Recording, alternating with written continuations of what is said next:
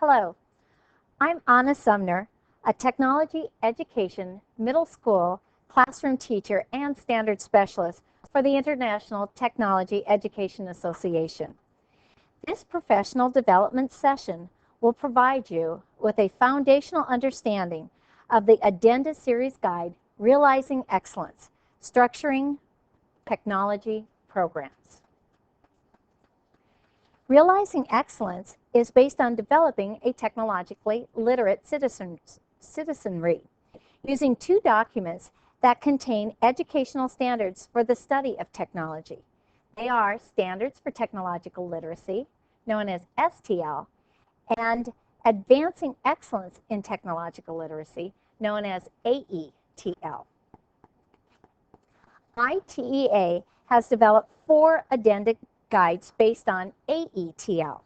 Realizing Excellence is the overarching document for the other addenda standards and provides a big picture perspective.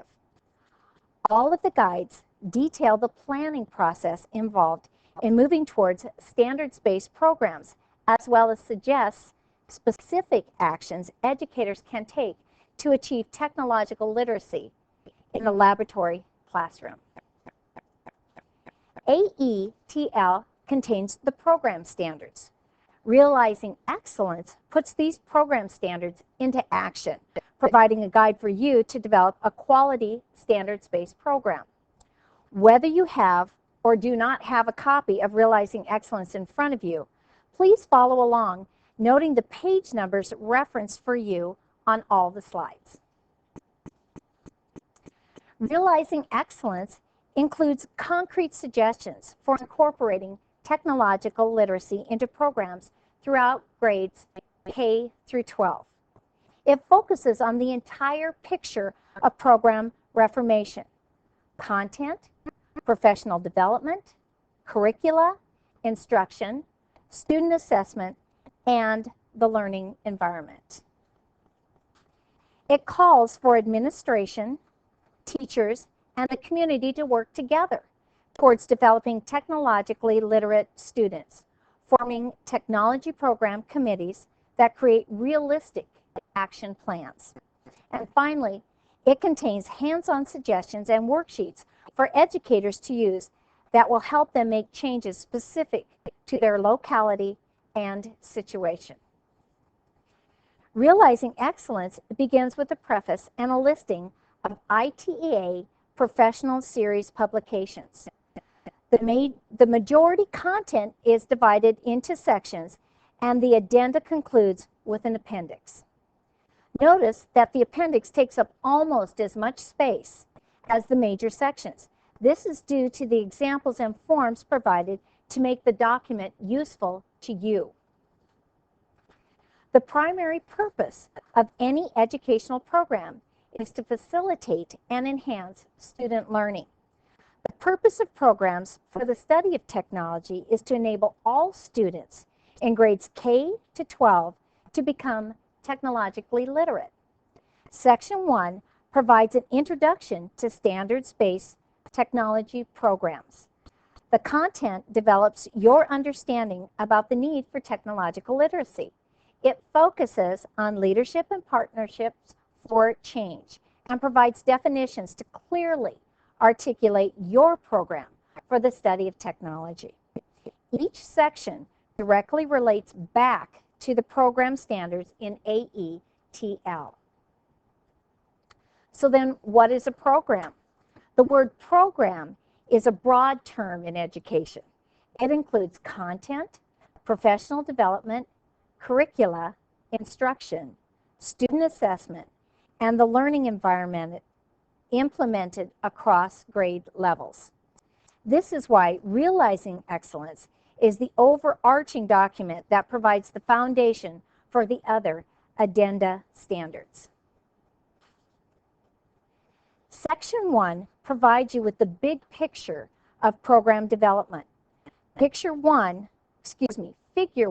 on page 3 is a visual representation of program aspects.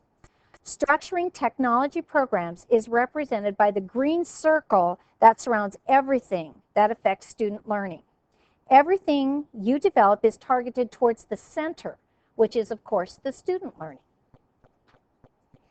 Section 2 introduces 5 questions of standards-based planning and incorporates a form for judging the current state of technology programs. Realizing Excellence was written to be applicable for creating new programs and for revising existing programs. This framework of questions is common to all the Addenda documents. The answers to the questions, of course, are specific to the aspects of the program being addressed. In Realizing Excellence, we are looking at a whole program, which may be a single school, a strand, a district, or even a state-level program. To help you determine where you are in program planning, Appendix F provides a form that will help answer questions such as, where are we now? The answer to this question will, of course, be different for each user. As you proceed with program planning, there are 4 questions you need to consider. It is expected that the answers to the questions, where do we go, where do we want to go, will be similar from user to user, and that they will be based on technological literacy standards in STL and AETL. Answers to this question should also consider other standards, such as state standards and standards in other related disciplines. The Addenda document focuses on action. In determining how are we going to get there, educators are encouraged to set specific goals assigned to responsibilities and put together an attainable timeline. Again, worksheets are provided to assist you in this process. You could use Appendix H on page 94 to help you with this. With regard to necessary professional development, it is suggested that educators receive pre-service and in-service that is pertinent to the needs of the students they will serve. Such professional development should be standards-based. Both administrators and teachers must share the responsibility for professional development. Teachers by seeking it out, and administrators by supporting it. You will know if you have succeeded by making your total program standards-based when student assessment and other evaluation data shows that students have reached and continue to reach the desired levels of technological literacy. All aspects of the program must be evaluated. Of course, there is no real arrival, as programs must continually be updated and evaluated. This is critical, that revisions are built into the implementation timeline every year, and that such revisions are based upon evaluation data. Section 3 is intended to answer the question, what would a model standards-based program look like? But please note, the characteristics provide a snapshot of a standards-based technology program. They are not intended to shorten or substitute for the entirety of the program standards. A program delivering technological literacy for all incorporates standards-based, not standards-reflected content, attempts to replicate life outside the classroom, sees that all students are given access and the opportunity to succeed, addresses a variety of student interests, is sequenced K through 12, expects technological performance and understanding in all content area classroom integration across disciplines. For example, while teaching a unit on innovation, you want to integrate the history of inventions. Continuing a program delivering technological literacy for all also enables educators to work across grade levels with across all disciplines and disciplines with administrative support. It creates opportunities for involvement with local businesses and communities, bases the program on current research, expects educators to take responsibilities for their own professional growth, and share with others. It is reflective of the dynamic nature of technology, the changing needs of students, community, research on teaching, learning, and assessment. It's accountable to the stakeholders. It's visible through planned marketing campaigns. Teacher stories assist you in understanding the application of the characteristics. 4 teacher stories are included in Section 3. These are factual accounts written by educators in the field. Section 4 helps structure standards-based technology programs. It is where the action takes place. To keep this all in perspective, and so that you do not become overwhelmed by the focus on the can-do, you need to focus on the can-dos, remembering that small steps are better than no progress at all. So keep those baby steps in mind. Page 35 has the overall plan for establishing a standards-based program outline. This is a generic list of actions. It may or may not be necessary to complete these actions in their entirety or in the order in which they appear. These actions are intended to cover as many generic situations as possible. The actions you go through are not linear like that of a process. You receive feedback and revise as you go through each action. Each action in Section 4 is described for you in a boxed area that looks like this slide.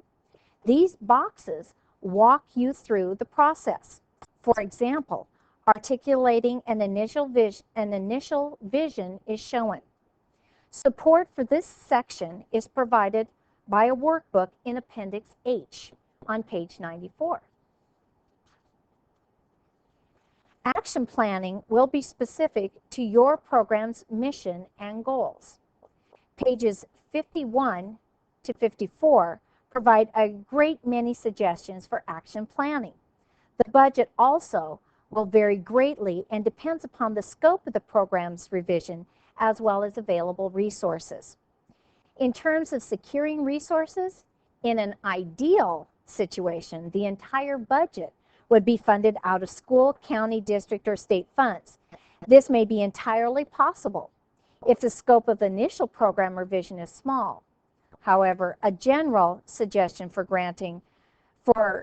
getting this funding is writing grants. And this is provided on page 57. Securing resources also involves assessing laboratory classrooms and is explained on page 57. Action plans, budgets, and securing resources are addressed briefly at the end of the workbook in Appendix H. Theoretically, once an individual is familiar with the process, the workbook can be the primary document of use, and Section 4 will become more of a reference for you.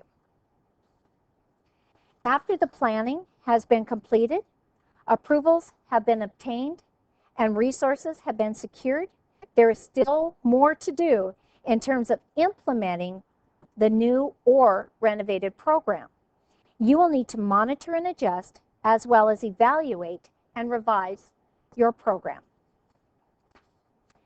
After planning has been completed, approvals have been obtained, and resources have been secured, implementing the new or renovated program requires reporting results. Section 5 provides suggestions to use as you report the results of your evaluation and planning of your program. Revisions are based upon those results. The scope of the evaluation must encompass all the components of the program, including content, professional development, curricula, instruction, student assessment, and the learning environment across all the grade levels to ensure that the coordination of all the program components are facilitating technological literacy for all students. Evaluation is the collection of the evidence that provides an overall picture of the condition of the program. Both program evaluation and student assessment play significant roles in evaluation. The evaluations are planned. They collect and analyze the evidence as well as gather and analyze additional data. Once the evidence and data have been compiled, you report the findings. Based on the evaluation results, the next process is to begin revising the program. Appendix K on page 106 provides a form you can use to summarize recommendations for revisions. Section 6 may be the first section you want to read. It poses answers to what, who, when, where. We must start to build our program. To ensure that programs reflect the changing technological world, we must revise them.